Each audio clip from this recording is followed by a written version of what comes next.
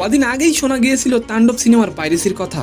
দোস্ত, এরপরে পাইরেসির সাথে জড়িত ব্যক্তিদের গ্রেফতার করা হয়। তারপর থেকে ফেসবুক এবং বিভিন্ন সোশ্যাল মিডিয়ায় সিনেমাটির সংখ্যা নিয়ে পক্ষে বিপক্ষে নানা রকম কথা শোনা যায়।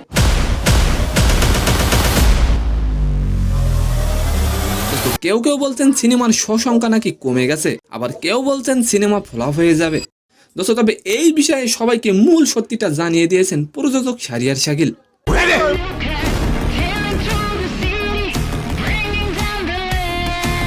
দোস্ত, আপনি চান দেশের সিনেমা নিয়ে যারা পাইরেসি করে তাদেরকে কঠিন শাস্তি দেওয়া হোক?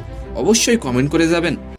দোস্ত, তাণ্ডব প্রযোজক শাহরিয়ার শাকিল জানান তারাও শুনেছেন সিনেমাটি দর্শক সেই অর্থে দেখছে না, দর্শক কমে যাওয়ার কথাও শুনছেন তারা, কিন্তু সেটা সঠিক নয় বলে দাবি করেছেন প্রযোজক শাহরিয়ার শাকিল। দোস্ত, শাকিল বলেন 2 সপ্তাহ পরে আমরা যা ধারণা করেছিলাম মাল্টিপ্লেক্সে আমরা সেই জায়গাতেই আছি।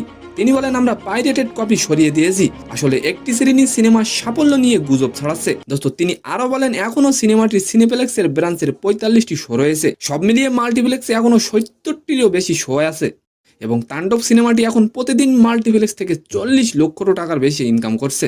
তো সম্মানিত দর্শক, আজকের ভিডিওটি কেমন লাগলো অবশ্যই কমেন্ট বক্সে জানাবেন। আর ভিডিওটি যদি ভালো লাগে অবশ্যই একটি লাইক দিয়ে আমাদের চ্যানেলটিকে সাবস্ক্রাইব করে দিবেন। ধন্যবাদ।